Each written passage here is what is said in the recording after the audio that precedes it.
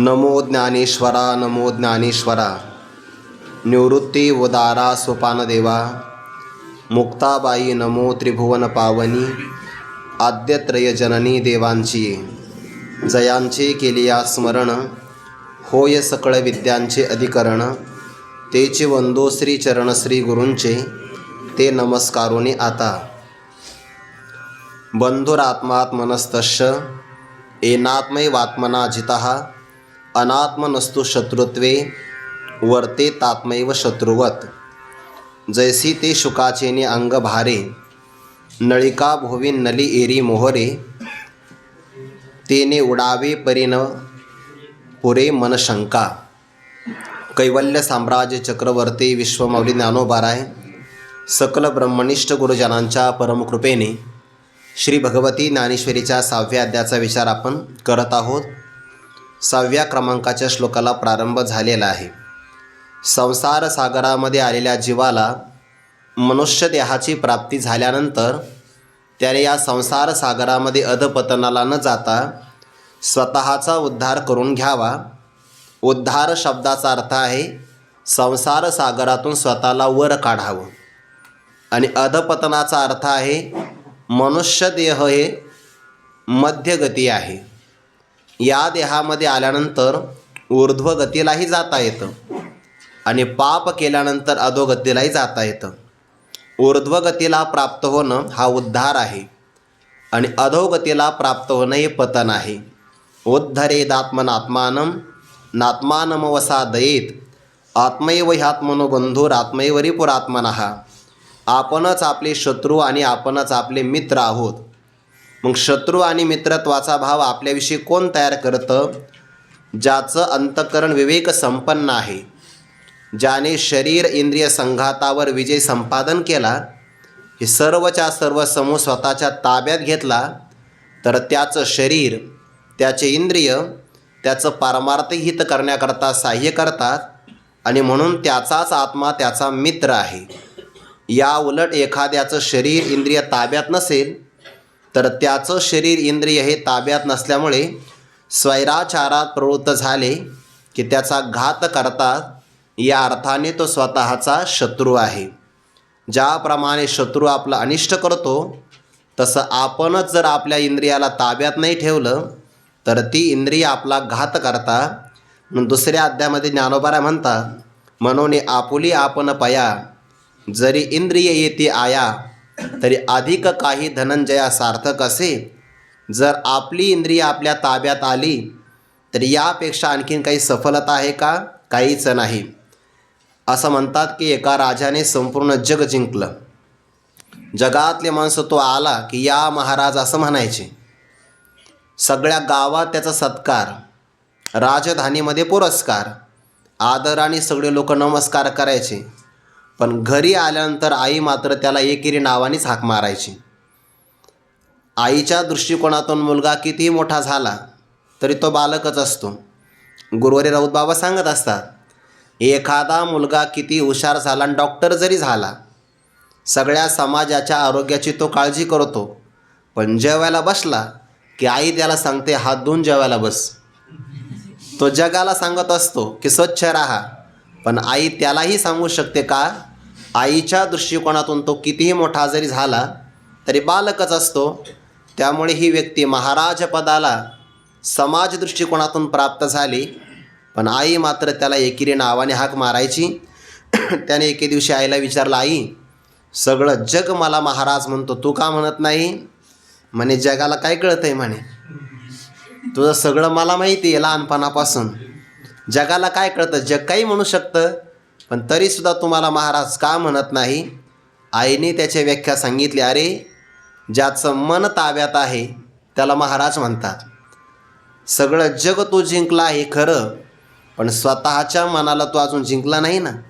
ज्या दिवशी तू स्वतःच्या मनाला जिंकून घेशील त्या दिवशी मी तुला न सांगता महाराज म्हणेल। जो मनाला जिंकून घेतो तो आपला मित्र आहे आणि ज्याचं मन ताब्यात राहत नाही तो आपला घात करणारा शत्रू आहे। मनुष्याने आपलं चित्त नाशिवंत देह तादात्म्य धारण केलं, मनोनी आपणची आपणया घात कीजत असे धनंजया. कारण काय? चित्त देवोनी नाथिल्या देहाभिमाना. देहावर अभिमान धारण केला, देह तादात्म्य स्वीकारलं की ज्या देह संबंधाच्या आतमध्ये प्रत्येक पावलाला आत्मघात आहे. आणि तो आत्मघात भोगत असताना आयुष्याचं आयुष्य गेलं, अनेक प्रकारचे जन्म गेले तरी सुटका होत नाही. जोपर्यंत जीव देह तादात्म्य सोडत नाही ना, तोपर्यंत त्याला सुखाचा समाधानाचा कोणताही लाभ होत नाही. आपला हा दररोजचा अनुभव आहे. ज्या व्यक्तीला देह तादात्म्य सुटतं तो व्यक्ती समाधानाला प्राप्त होतो. दररोजचा आपला अनुभव आहे. दररोज आपण जागृती, स्वप्न आणि सुषुप्ती अवस्थेमध्ये प्रवास करतो. जे चैतन्य 3 अवस्थेत प्रवास करतं त्याला जीवचैतन्य असं म्हणतात. नेत्रामध्ये जागृत अवस्था असते, कंठामध्ये स्वप्न अवस्था आणि हृदयामध्ये सुषुप्ती अवस्था. सुषुप्ती अवस्थेमध्ये दररोज आपण 2 गोष्टीला विसरतो. एक ममता आणि दुसरी अहंता. मग ज्याचा जो अधिकार असेल त्या अधिकारानुसार विसरतो.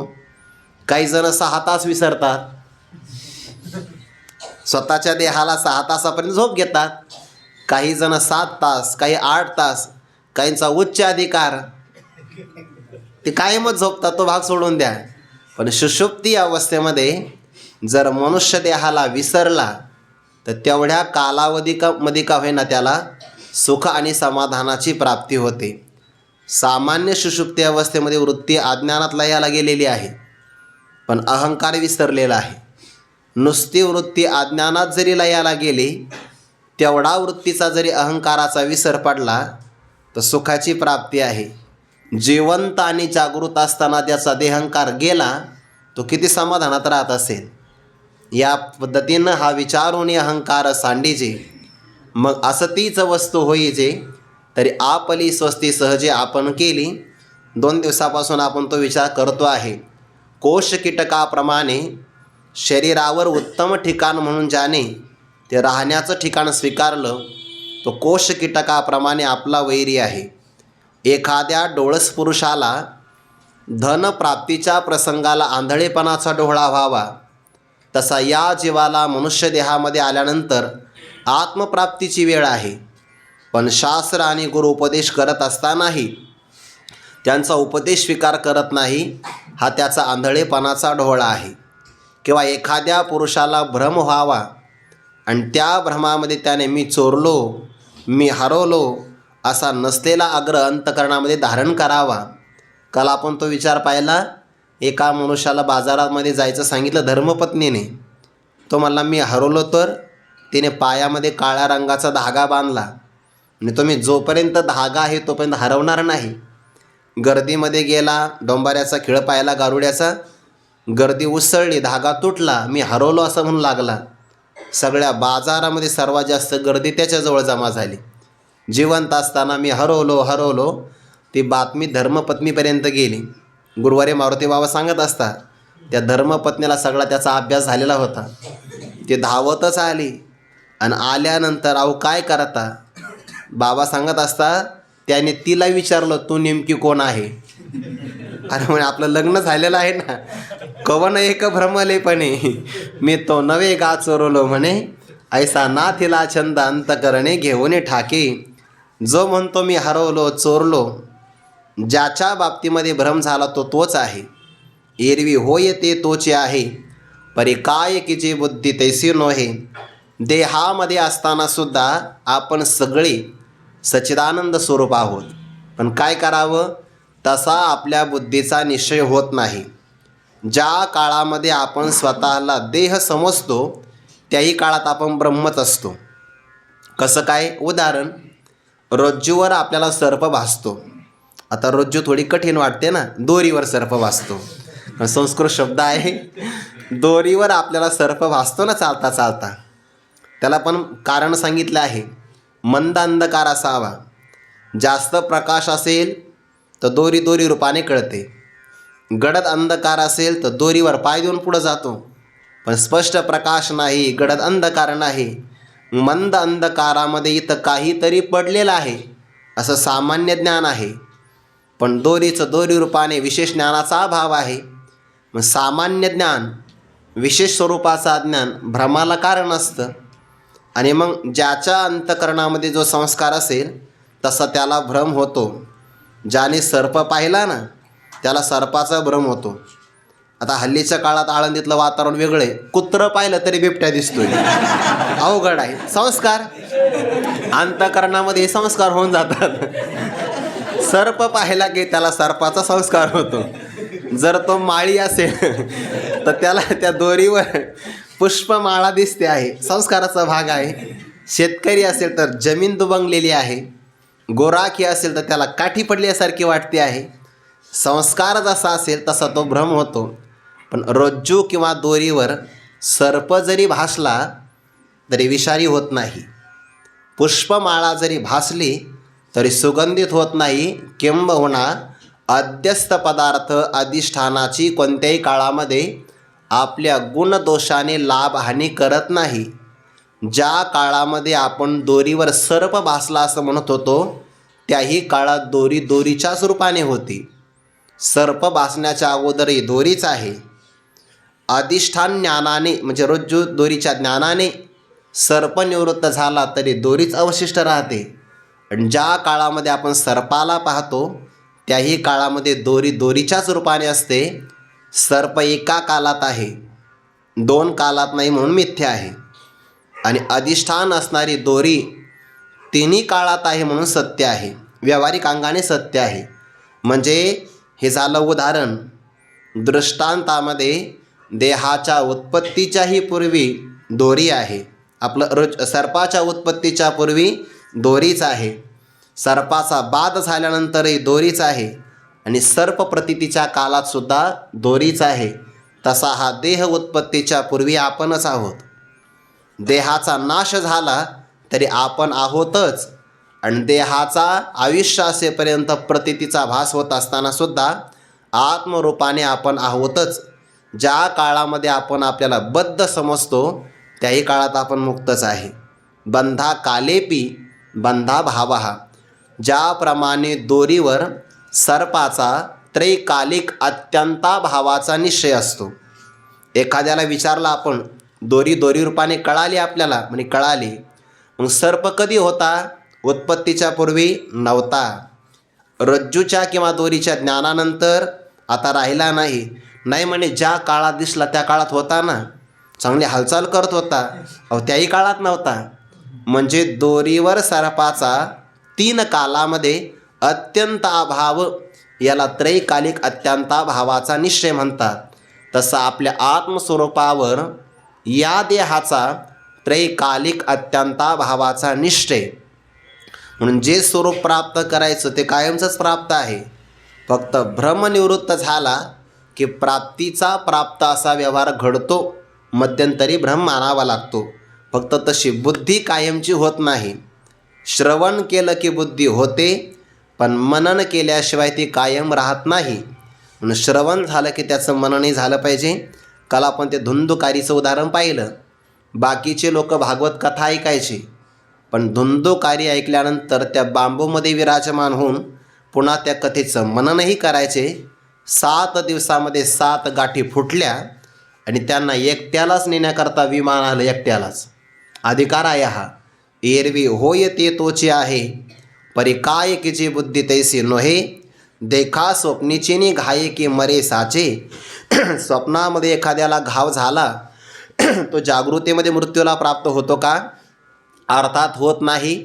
स्वप्नाची सत्ता ही प्रातिभासिक सत्ता आहे, जागृतीची सत्ता ही व्यावहारिक सत्ता आहे आणि आपल्या आत्मस्वरूपाची पारमार्थिक सत्ता आहे.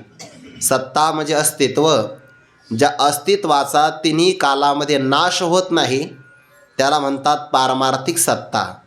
ब्रह्मज्ञानाने ज्याचा बाध होतो त्या पदार्थांची असते व्यावहारिक सत्ता. आणि ब्रह्मज्ञानावाचून ज्याचा बाध होतो त्याची असते प्रातिभासिक सत्ता. स्वप्न खोटं ठरण्यासाठी ब्रह्मज्ञान लागत नाही, फक्त जागं व्हावं लागतं. जाग झाला की स्वप्न ब्रह्मज्ञानावाचून खोटं ठरतं. पण जे जगत आपल्याला आता दिसतं आहे हे जगत ब्रह्मज्ञानावाचून बाधित होऊ शकत नाही. त्या ब्रह्मज्ञानासाठी गुरूंची शरणागती करावी लागते. जे ज्ञानाचा कुरुठा ते सेवा हा दारवंटा, तो स्वाधीन करी सुबटा ओळगुणी, तरी तनु मनो जीवे चरणांशी लागावे, आणि अगर्वता करावे दासे सकळ.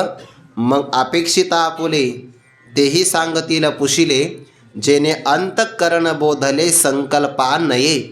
अंतःकरणाला बोध होत झाला की ते पुन्हा मी देह संबंधी माझे अशा संकल्पवृत्तीवर येत नाही. तेव्हा संपूर्ण त्रैलोक्याचा जगताचा बाध होतो. आणि अधिष्ठान ज्ञानानंतर अध्यस्थ पदार्थाचा बाध झाला की अध्यस्थ पदार्थ अधिष्ठान रूपच होतो. म्हणून अवघेचे त्रैलोक्य आनंदाचे आता म्हणजे केव्हा? ब्रह्मज्ञान झाल्यानंतर. स्वप्नस्थ पदार्थ प्रातिभासिक आहे, जागृतीचे पदार्थ व्यावहारिक सत्तेतले आहे, आणि आपला आत्मस्वरूप मूळ पारमार्थिक सत्तेत आहे. जर प्रातिभासिक पदार्थ जागृतीमध्ये परिणाम करत नसेल तर याच न्यायाने जागृत सत्तेत म्हणजे व्यावहारिक सत्तेतला पदार्थ आपल्या पारमार्थिक सत्तेची सुद्धा लाभहानी करू शकत नाही. फक्त बुद्धीनं जे तादात्म्य घेतलं आहे त्या तादात्म्यामुळे आध्यासिक भ्रमामुळे जीवाला दुःख भोगावं लागतं. एवढा विवेक प्राप्त झाला की मग त्याला दुःख भोगावं लागतच नाही. बंधन प्राप्त झालं त्याला कारण आपली भावना आहे, आणि मुक्त होण्यालाही कारण आपलाच विचार आहे. श्रीमद भागवतामध्ये असा विचार आला, बद्धो मुक्त इति व्याख्या गुणतो मेन वस्तुतः गुणस्य माया मूलत्वात् न मे मोक्षो न बंधनम. बद्ध आणि मुक्त या व्याख्या गुणावर अवलंबून आहे, आणि 3 गुण याला कारण माया आहे. मायेचा निराश झाला की गुण निवृत्त होतात, आणि गुणसंबंधाने आलेली बद्ध आणि मुक्त दोन्हीसुद्धा भावना राहत नाही. बंधनाच्या सापेक्ष मोक्ष असतो बरं. जेव्हा बंधन निवृत्त होतं तेव्हा मुक्ततासुद्धा सुटून जाते. मज पूर्वी द्वैत संग होता, तो जावोनी निसंग झालो आता. या दोन्ही समूळ मिथ्या वार्ता विनिर्मुक्तता पावलो. काय नाथ महाराजांची ओवी गोड आहे, सिद्धांत आहे. मुक्तता पुन्हा विनिर्मुक्तता, निर्मुक्तता आणि विनिर्मुक्तता 2 उपसर्ग वापरले आहे. मुक्त, निर्मुक्त, विनिर्मुक्त. मुक्त म्हणजे मोकळा, ज्याच्यावर कोणत्याही प्रकारचं दडपण नाही, ओझं नाही, ना अज्ञानाचं, अज्ञान कार्याचं किंवा वृत्तीज्ञानाचं. अहम ब्रह्मास्मी वृत्तीज्ञान यातूनही जो मोकळा झाला, निशेष रूपाने मुक्त झाला, आणि विशेष रूपाने पुन्हा निर्मुक्त झाला. विनिर्मुक्तता पावलो. बद्धता आणि मुक्तता याही सुद्धा आपल्या भावना आहे. म्हणून आपल्या बंधनाला कारण आपण, मुक्ततेला कारणही आपण. वैकुंठवासी गुरुवरी घुले बाबा या ओव्यावर सांगायचे, बुवा आता ज्ञानोबारे उदाहरण पोपटाचं देतात. 6व्या अध्यायामध्ये आलेला पोपट हा बद्ध पोपट आहे, आणि 14व्या अध्यायामध्ये आलेला पोपट हा मुक्त पोपट आहे.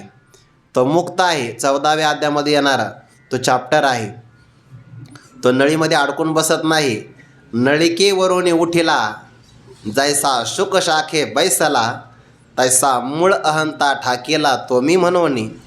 ज्याप्रमाणे नळीवर बसलेला पोपट तिथून उड्डाण करतो आणि झाडाच्या उंच फांदीवर जाऊन बसतो, तसा ज्या साधकाचा देह अहंकार, देहावरून उड्डाण करतो ना आपल्या मूळ आत्मस्वरूपावर विराजमान होतो, त्याला म्हणतात मूळ अहंते ठाकेला तो मी म्हणून. मग म्हणे सर्वत्र सच्चिदानंद मीची एक स्वतः सिद्ध, जो आपणे नसी भेद नेनोने जाणे. या बोधाला तो प्राप्त होतो. हा झाला मुक्त पोपट. पण बद्ध काय आहे? ज्ञानोबारा 4 ओव्यामध्ये त्याचा विचार सांगतात. एरवी ज्ञानोबारा आहे एका ओवीमध्ये कधी 3 दृष्टांत देतात.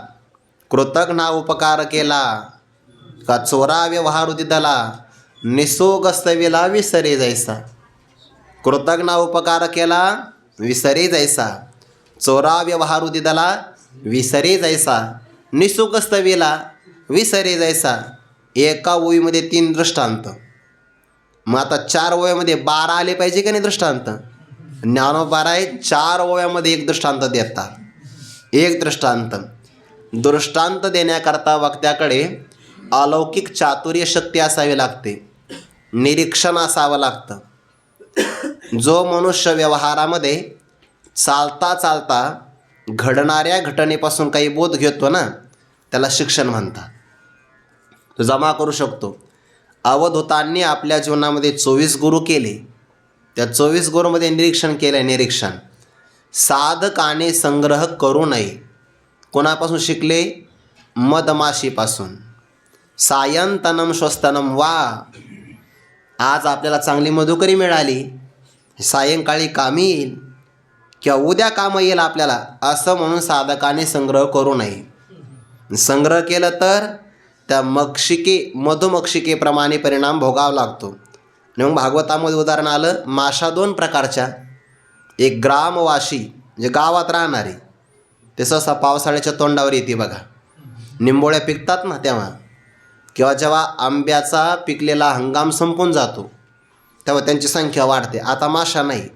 हिवाळ्यामध्ये माशाही जास्त नसतात आणि डासही नसतात.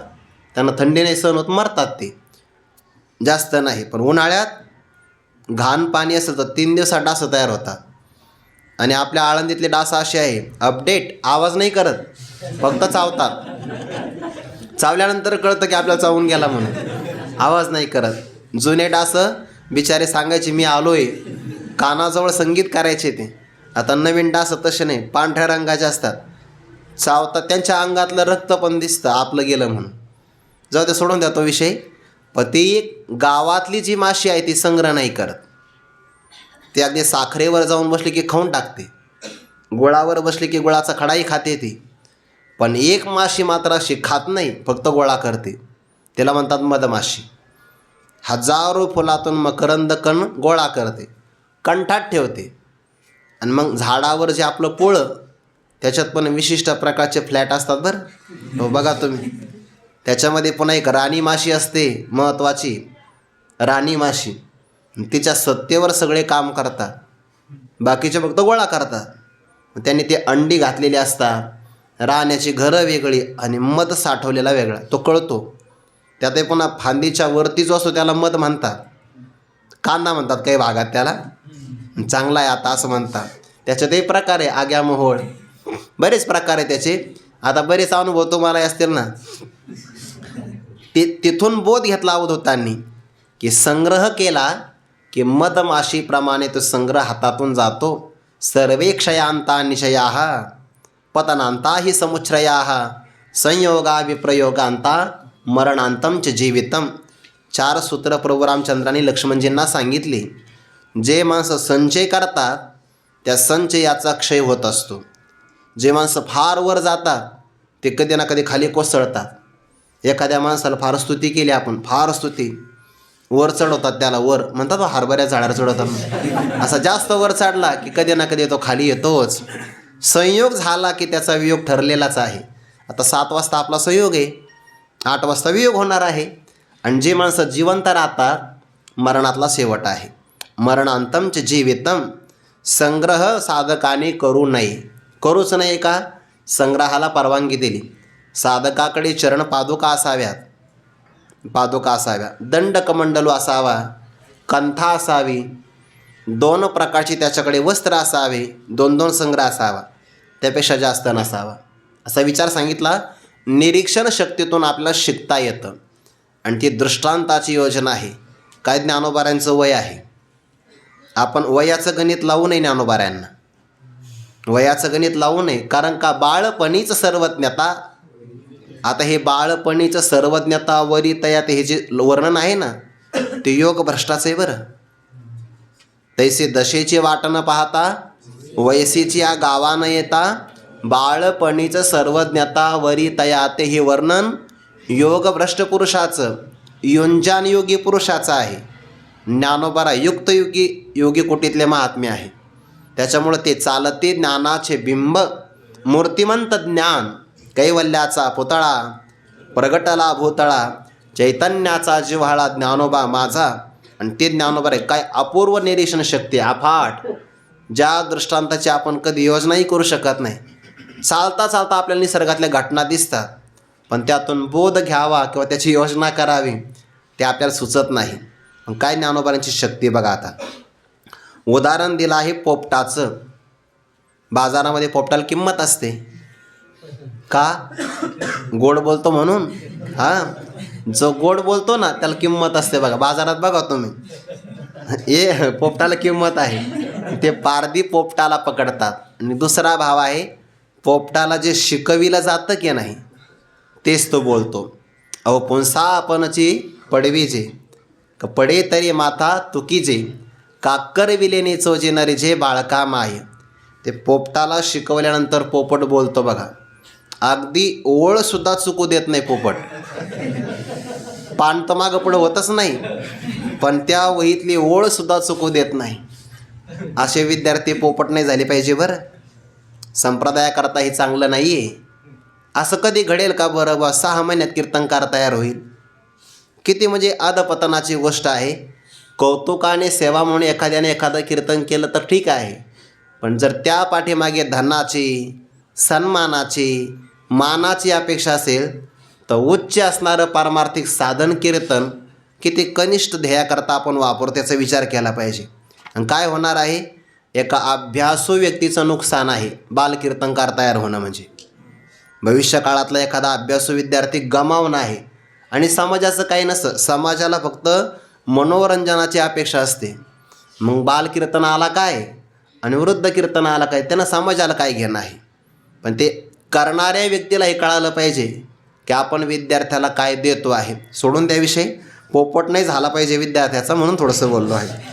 ते काही मनुष्य देहात आला ना, तो शिकविल्याप्रमाणे तो बोलतो, गोड बोलतो, आणि त्या पोपटाला किंमत आहे. पण ते पकडणारे पारधी कसे पकडतात बघा. ते अगोदर जंगलात जातात. पारध्याचे पुन्हा 2 प्रकार, जळ पारधी असा विषय तुम्ही बारकाईने ऐकतात. जळ पारधी आणि एक रान पारधी. जळ पारधी आम्हाला दररोज दिसतो, मासे पकडणारे जळ पारधी. रान पारधी म्हणजे रानातले पशु आणि पक्षी पकडणारे. ते पशुला पकडतात म्हणजे हरणाला पकडतात, आणि पक्षाला पकडतात, कावळ्याला नाही, पोपटाला पकडतात. ते कारण तो बोलतो चांगला आणि बाजारात त्याला किंमतही भेटते, म्हणून त्याला ते पकडतात.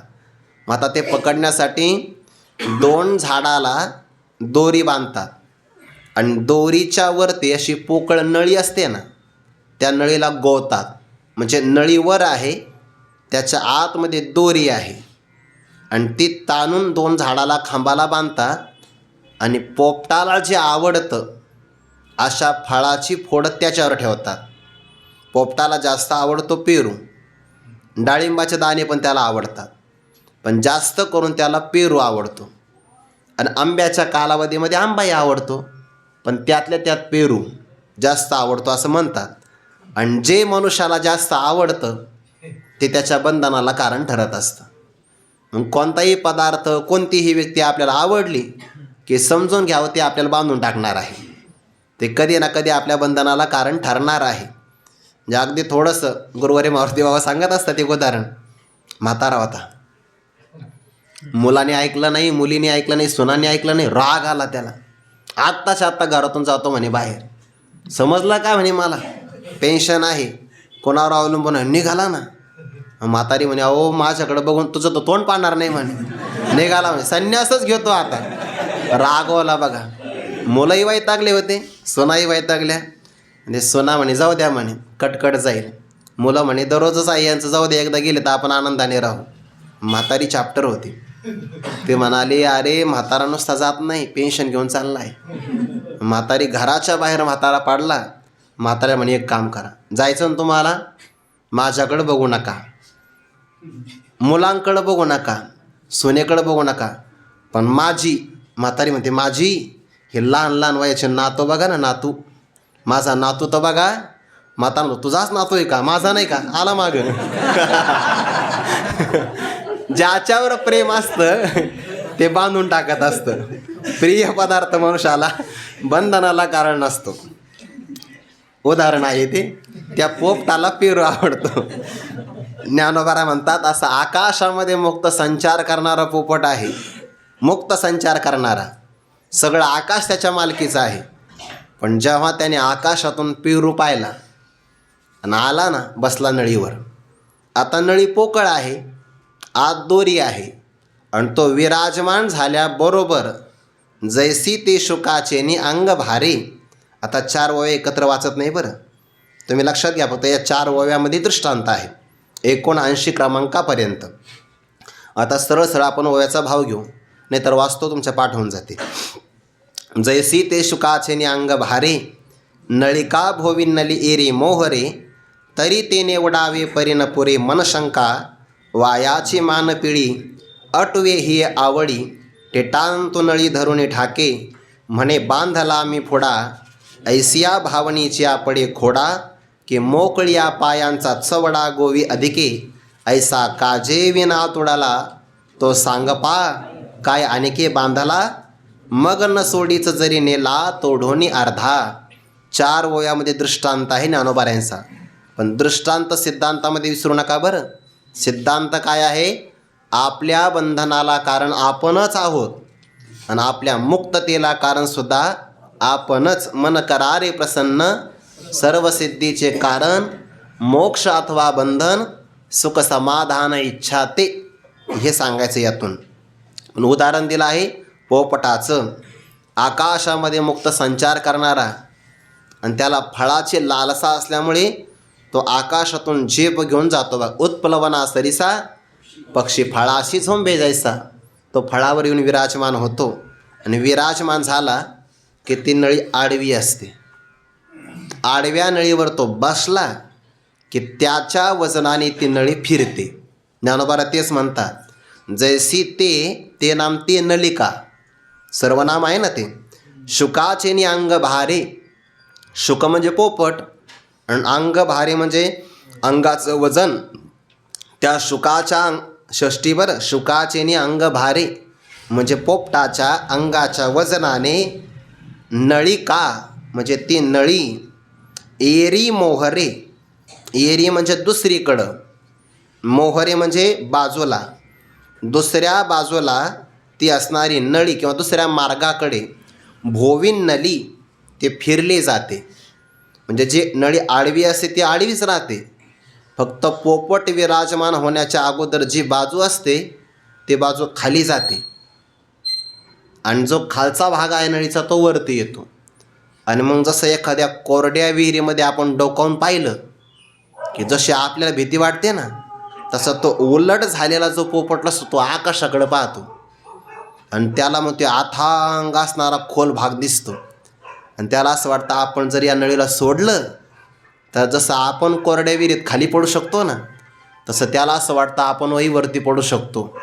म्हणून तो म्हणतो ते नळिका भोवीन नली, दुसऱ्या बाजूला ती नळी फिरली. म्हणजे ज्ञानोबा म्हणतात त्याने उडायला पाहिजे होतं की नाही. काही काही पक्षी खूप चाप्टर असतात बघा, हुशार असतात. असा काही प्रसंग आला की लगेच उड्डाण करतात ते. आपण जर समुद्रामध्ये प्रवास केला ना थोडाफार, नर्मदा मैयाचा संगम आहे बघा, ते भरूच नावाच्या गुजरात प्रांतामध्ये. ते नौकेतून जावं लागतं, बराच काळ लागतो त्याला, कमीत कमी 2-2.5-3 तास. ते भरतीवर अवलंबून असतं. पण आपण नौकेतून प्रवास केला तरीसुद्धा काही काही पक्षी तिथं उडतात बघा. जमीन नाही त्याला बसायला किंवा ते नावेवर सुद्धा बसत नाही, पण संपूर्ण प्रवास ते करतात, थकत नाहीत ते. म्हणजे असे काही पक्षी हुशार असतात. आगी लागली रुखी, देखोनी सैरा पळती पक्षी. आता अग्नी लागला समजा वृक्षाला तर काही पक्षी पळतात की नाही, पाहत नाही ते, मागे पुढं पळून जातात ते. मग आता या पोपटाने सुद्धा उडायला पाहिजे होतं. ज्ञानोबारांचं काय दयाळवंत करणे, तरी त्याने उडावे, त्याने उडून गेलं पाहिजे, त्याने थांबलं नाही पाहिजे, म्हणजे मुक्त व्हायला पाहिजे त्याने. पण काय करावं, परी न पुरे मन शंका, त्याच्या मनातली शंका, त्याच्या मनातला संशय तो मात्र पूर्ण होत नाही. कोणता शंकांचा संशय आहे? त्याला असं वाटतं नळी सोडली तर आपण पडू किंवा आपण मरू, असं त्याला वाटतं. उडायला पाहिजे होतं. शुके नळी केसी गोविले पाय, विसरोनी जाय पक्ष दोन्ही. अरे आपल्याला 2 पंख आहे, नळी सोडली आणि पंख नुसता हलवला तरी आपण स्थिर होऊ शकतो, पण हे मात्र त्याला कळत नाही. तसं विवेक वैराग्य साधकाकडचे 2 पक्ष आहेत, पण त्याला ते आठवत नाही. जैसे ते शुकाचे अंग भारे, नळिका भोवीन नली एरी मोहरे. काय बारीक निरीक्षण आहे ज्ञानोबारायांचं. कुठून पाहिलं असेल काय माहिती, चालता चालता कधी पाहिलं असेल आपल्याला नाही सांगता येणार, पण अगदी चालता चालता ती नळी फिरते बुवा. त्याच्यातून पण त्या पोपटाच्या मनात पण शंका आहे हे ज्ञानोबारायांना माहिती. म्हणजे पोपटाला नसन माहिती त्याच्या मनात काय आहे काय नाही, पण ज्ञानोबा त्याच्या मनातलं सांगतात. परी न पुरे मन शंका. अहो त्याच्याच मनातलं काय, देवाच्याही मनातलं सांगतात. ते देवाचे मनोगत तो दावीत हास्य मूर्त, हे म्हणता चित्त दाटेल चुदे. इथंच आपल्याला अनुभव आला की नाही. इथे 67 क्रमांकाची ओळी आलेली आहे. तव हसोनी कृष्ण म्हणे, तुझे नवल नाही बोलणे, कवनासी काय दिजेल कवने अद्वैती येतं. आपण गीतेवर इतर महापुरुषांच्या टीका आहेत, पण कोणत्याही टीकेमध्ये व्याख्यानामध्ये 5व्या क्रमांकाच्या श्लोकाच्या खाली असं नाही आलं का इथं भगवान हसले. नाही नाही नाही. 2ऱ्या अध्यायामध्ये आले प्रहसन्नीव भारत, जणू काही स्मित हास्यकर इथं आला आहे, पण 6व्या अध्यायाच्या 5व्या श्लोकाच्या प्रसंगाला हसलेत आहेत परमात्मा असं नाही. पण ज्ञानोबा ते निरीक्षण करतात. तव हसवणी कृष्ण म्हणे, तुझे नवल नाही बोलणे, देवाच्या मनातलं ज्यांना कळतं. ज्ञानोबा आहे. आपण एकदा भाव पाहिला होता, सगळ्यांच्या मनातलं कळतं तो देव, आणि देवाच्या मनातलं ज्यांना कळतं ते ज्ञानदेव. न सांगता तुम्हा कळो येते अंतर, विश्वी विश्वंभर परिहारची न लगे. पण त्याही देवाचं मनोगत काय, अभिप्राय काय, तो ज्ञानोबाराय प्रगट करतात. असे ज्ञानेश्वरीमध्ये काही ठिकाणं आहेत की जिथे भगवंताचा काय अभिप्राय तो ज्ञानोबाने स्पष्ट केला. जसं सात्विक दान सांगत असताना देशे कालेच पात्रेच किंवा यत् प्रत्युपकारार्थ नाही, दीयते, ते दान दिलं जात असतं ना, कर्तव्य दातव्यमिति यत् दानम दीयते अनुपकारिणे, देशे कालेच पात्रेच तद्दानम सात्विकम स्मृतम. कर्तव्य भावनेनं द्यायचं, प्रत्युपकाराची अपेक्षा करायची नाही. योग्य देश काल पात्र बघून जे दिलं जातं त्याला सात्विक दान म्हणतात. हे झालं भगवंताचं म्हणणं. पण जे द्यायचं ते कोणत्या मार्गाने मिळवायचं ते ज्ञानोबा त्या खाली सांगतात. तरी स्वधर्मा आणतवते, जे जे मिळेल आपण याते, ते ते दिजे बहुते सन्मान योगे. पुन्हा सन्मानाने द्यायचं आहे. दान देत असताना आले का, काही काम नाही तुम्हाला, आम्हीच दिसलो का, किती वेळा येणार, वर्षभर तुमचं हेच आहे असं नाही म्हणू. सन्मान योगाने द्यायचं आहे. हे ज्ञानोबा निर्देशित करतात ना. देवाचं मनोगत आहे. ज्ञानोबारांचं करुणा संपन्न अंतकरण आहे.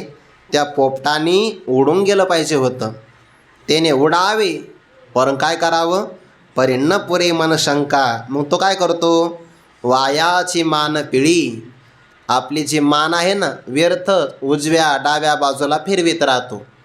त्याला असं वाटतं कोणीतरी मला सोडवायला येईल. आता सरळ नाही बसलेला बरं, उलट झालेला आहे हा, कारण नळिका फिरलेली आहे ना, त्यामुळे वायाची मान पिळी, उलट झालेला हा पोपट इकडे तिकडे मान फिरवित आहे.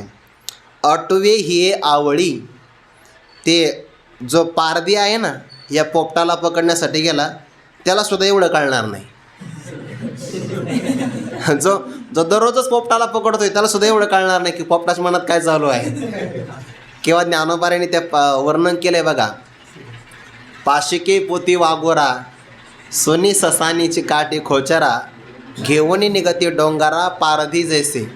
ते पारधी डोंगरावर जातात ना शिकार करण्यासाठी, काय काय नेतात, तर त्या पारध्याला सुद्धा माहिती नसेल एवढं लागतं म्हणून.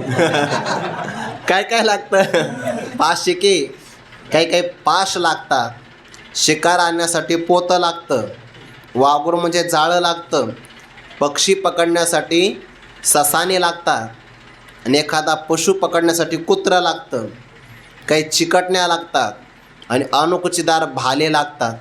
एवढे 7 पदार्थ लागतात. हे पारध्याला सुद्धा माहिती नसेल.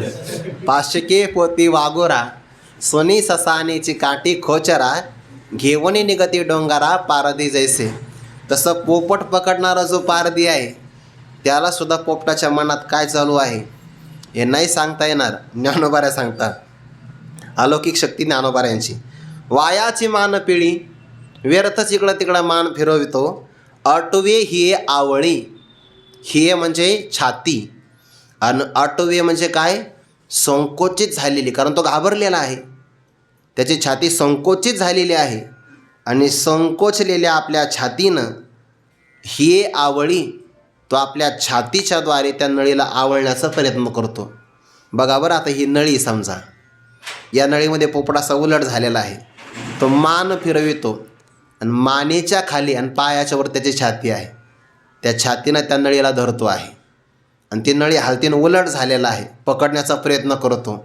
2 पावलाने कदाचित उडून पडण्याची शक्यता आहे ना, छातीने आवळण्याचा प्रयत्न करतो. अटवे ही आवळी. आणि पुढं शब्द आला टेटांतो नळी धरोनी ठाके. ते नळी आहे ना, टेटांतो, मराठी भाषेमध्ये टीट शब्दाचा चोच असा अर्थ होतो. आणि टेटांतो म्हणजे काय, चोचीचा अंतिम भाग. चोचीचा समोरचा भाग नाही, अंतिम भाग म्हणजे मुखाकडचा भाग, कारण समोरून त्याला जास्त पकडता येणार नाही, कारण चोच लहान असते, चोच मोठी करतो तो. ही चोच आहे मोठी करायची आणि टेटांतो म्हणजे मागचा जो भाग आहे अशी चोच मोठी करून तो नळी धरतो आहे, पकडण्याचा प्रयत्न करतो. आता नळी जर बारीक असेल तर पकडता येईल चोचीमध्ये, मोठी असेल तर काय पकडणार आहे. पण टेटांतो म्हणजे चोचीचा अंतिम भाग, कारण तो विस्तारित भाग आहे. नळी धरोनी ठाके. पोपटाला तरी माहिती आहे का आपण काय करतोय म्हणून. टेटांतो नळी धरोनी ठाके. आता ज्ञानोबा त्याच्या मनात जातात. काय म्हणतो पोपट तो, म्हणे बांधला मी फुडा, ऐसिया भावनेची आपडे खोडा, की मोकळिया पायांचा चवडा. गोवी, गोवी म्हणजे गुंतवी, अधिके गुंतवी, अधिक आपल्या पायांचा पंजा. चवडा म्हणतात. पंजा म्हणजे काय, बोटांकडचा जो समोरचा भाग आहे त्याला चवडा म्हणतात, बोटांकडचा समोरचा भाग. आता ते पशुपक्ष्यांच्या बाबतीमध्ये त्यांचे पाय बघा, 2 पाय असतात आणि मागे एक नख असतं, पुढे 2-3 नख असतात. त्याचे पाय आहे, त्या पायाची बोटं आहेत आणि त्या बोटाचा जो समोरचा भाग आहे त्याला चवडा म्हणतात. पाहे पा केवडा पसरलाशे चवडा, करून या माझे वडा आकार ग. चवडा शब्द आलेला आहे म्हणजे हा जो बोटाचा आग्र भाग आहे जास्त मजबूत धरतो तो. म्हणे बांधला मी फुडा. फुडा म्हणजे स्पष्ट, हो खरंय खरंय बरं, मी बांधला गेलो. म्हणे बांधला मी फुडा, आता मी बांधला गेलो. नळीने मला बांधलं का, नळीने बांधलं का यानेच बांधलं. ऐसिया भावनेची पडे खोडा. खोडा म्हणजे बेडी किंवा खोडा म्हणजे खोड्यात. ऐसिया अशा प्रकारची कोणती भावना, आपण स्वतःला बद्ध समजणं ही जी भावना आहे या भावनेच्या खोड्यातच तो पडतो. मने बांधला मी फुडा ऐसिया ही भावना आहे. भावना अंतकरणाचा हा विचार आहे आणि या अंतकरणाच्या विचाराच्या भावनेमध्ये, भावना म्हणजेच खोडा, आणि त्याच्यामध्ये तो सापडला जातो, पडतो. मग आता सोडावं कोणा लागेल, त्याचं त्याला सोडावं लागेल की मोकळिया पायांचा चवडा गोवी अधिके. त्याची जी पावलं आहे ती मोकळी आहेत, पण मोकळी असतानासुद्धा आपल्या पायांचा बोटाचा जो अग्रभाग आहे तो अत्यधिक प्रमाणामध्ये त्या नळीमध्ये खोवून बसतो. त्या पशुपक्ष्यांना ते पायामध्ये बोट असतात ना, आणि बोटाच्याही अग्रभागाला नखं असतात बघा, मग तीक्ष्ण असतात पुन्हा ते नखं. त्या पोपटाची चोचही तीक्ष्णच आहे आणि त्याच्या पायाच्या बोटाची जे नखं ती सुद्धा तीक्ष्ण आहे आणि ती पण गोल आकाराची, थोडीफार अर्धगोलाकार आकाराची आहे, पण ती अशी एकदम मजबूत धरून राहतो. म्हणजे आता नळीनं कसं पकडलं बघा त्याला, नाही त्याने नळीला कसं पकडलं, चोचीनं पकडलं पहिला भाग, छातीनं पकडलं दुसरा भाग, आणि मोकळ्या पायांचा चवडा गोवी अधिके. काय खायला आला होता, पेरू किंवा फळ खायला आला होता. एवढाच फळ होतं, एकच फोड होती, पण एका फोडीसाठी एवढा वेळ गेला त्याचा. कधी कधी असंच होतं आपलं, फक्त श्रीखंड असतो पंक्तीला. 1 वाजेपर्यंत थांबतो पोपट. 1 वाजेपर्यंत. मोकळी या पायाचा चवडा गोवी अधिके. काही ना फक्त ऐकून, वार्ता ऐकून. आणि काही नाही बघा, शेवटची बादली त्याच्याकडे येते. वेळ जातो की नाही. मोकळी या पायांचा चवडा गोवी अधिके. फळ खाण्यासाठी आला, पाय मोकळे होते, पंखात ताकद आहे, पाय मोकळे होते, पण मात्र अधिक तो त्याच्यामध्ये गुंतून जातो, स्वतःला गुंतवितो. ज्ञानोबा म्हणतात, ऐसा काजेविन आतुडाला. आतुडाला म्हणजे सापडला. आणि काजेविन कामा वाचून निरर्थक काही कारण नव्हतं, फक्त स्वतःची भावना आणि त्या भावनेच्या कारणामुळे सापडला गेला. ऐसा अशा प्रकारचा काजेविन आतुडाला. आता ज्ञानोबा आपल्याला प्रश्न विचारतात, तो सांग पा. अर्जुना सांग बरं, तो काय आनिके बांधला? तो दुसऱ्याने बांधला गेला का? आनिके म्हणजे दुसऱ्याने. दुसऱ्याकडून तो बांधला गेला नाही. दुसऱ्याकडून जर बांधला गेला नसेल तर उत्तर एकच आहे, तो स्वतःकडूनच बांधला गेला. जगतातला ईश्वर सृष्टीतला कोणताही पदार्थ आपल्या बंधनाला कारण नाही. मग आपल्या बंधनाला कारण कोण आहे? त्या पदार्थावर निर्माण केलेलं जीवाचं द्वैत, आपण धरलेली ममता, आसक्ती हेच कारण आहे. आपण आपल्या दुःखाला, आपल्या बंधनाला दुसऱ्याला कारण धरू नये. आणि का रुसावे न लगे बहुता आपुल्या संचिता वाचवनिया. हे उदाहरण पोपटा करता नाही आहे, हे जीवाचं उदाहरण आहे. जीवच आपला आटोकाट प्रयत्न करतो आणि विषय असेल, विषय संबंधी जड पदार्थ असतील, देहातले इंद्रियांना आवडणारे विषय, या सगळ्यावर तो कामा वाचून सापडला जातो. सांग पाय काय अनिके बांधला. ईश्वर सृष्टीतला पदार्थ सुखदुःखाला कारण नसतो, आपली असणारी भावना सुखदुःखाला कारण आहे. जीवाने निर्माण केलेलं द्वैत, जीवकृत द्वैतच त्याला बांधत असतं. आपली आसक्ती बांधते, पदार्थ आपल्याला बांधत नाही. जशी नळी पोपटाला बांधत नाही, पोपटच त्या नळीच्या बंधनामध्ये अडकून पडतो.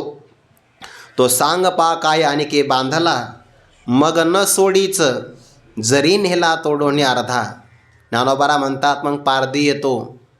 पारधी म्हणतो, भो जवळपास तासभर होता आला आता, तर किती वेळ पोपटाला ठेवायचं इथं. पारधी जवळ येतो आणि मग जरी अर्धा तोडून नेला, तो पोपटाजवळ येतो, काढण्याचा प्रयत्न करतो तो पारधी त्याला. आता त्याला माहिती, आता काही करा, हा उडून जाऊ शकत नाही, उडणार नाही. ते माकडं असतात ना, त्यांनाही पकडण्यासाठी असंच करतात. त्यांना चणे आवडतात आणि डेऱ्यामध्ये येतो. मोकळ्या हातांचा चवडा, आता पायांचा नाही, मोकळा हात असतो.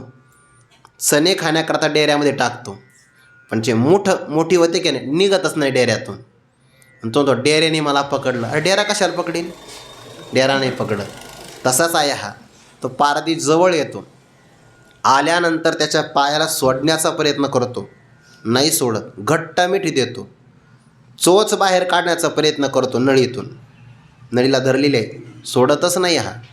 छातीतून बाजूला काढण्याचा प्रयत्न करतो, तरी नाही. ज्ञानोबा म्हणतात, आश्चर्य आहे, अर्धा तोडून नेला.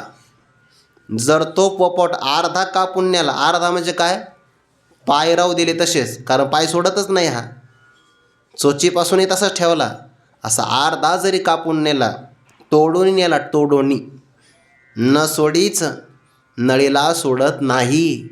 जीवाचं तसंच आहे. प्रत्येक जन्मात काळ येतो, काळ. जीव नाही सोडत. तो जीवाला नाही सोडत, पण जीव पदार्थाला नाही सोडत.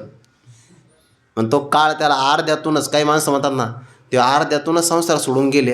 अरे अर्धा काय, काळ आयुष्य संपलं, जाणारच ते. नाही म्हणे आमची त्याने अर्ध्यातून साथ सोडली, एवढी मिळाली हेच भाग्य आहे. मग न सोडीचं जरी नेला तोडून अर्धा तोडून नेला तरी तो पोपट त्याला, त्या नळीला सोडत नाही. यातून सिद्ध काय होतं, मनवणी आपण या आपणची रिपू. आपणच आपले शत्रू आहोत. कोण? जेने वाढविला हा संकल्प देह मी आणि देह संबंधी पदार्थ माझे, हा संकल्प आहे. हा संकल्प ज्याने वाढविला, कारण मी माझी ऐसी आठवण विसरले जयाचे अंतकरण, पार्था तो संन्याशी जाण निरंतर. मी आणि माझेपणा सोडला की संन्याशीच आहे आणि धरला की पुन्हा बद्ध आहे. जेने वाढविला हा संकल्प, कोणता? देहाचा अभिमान. 70 क्रमांकाच्या ओवीत आला ना, चित्त देवनी नाथिल्या देहाभिमाना. देहाच्या अभिमानाचा संकल्प ज्याने वाढविला तो आपणच आपला शत्रू आहे. आणि एर म्हणजे दुसरा, जो नाथिले नेघे स्वयंबुद्धी म्हणे बापू. बापू हा शब्द श्रीकृष्ण परमात्म्याकरता आलेला आहे. दुसरा असा आहे नसलेला, मिथ्या असणारा जो देह आहे. न घे, 2 शब्द आले बरं. आथिला म्हणजे असलेला, नाथिला म्हणजे नसलेला.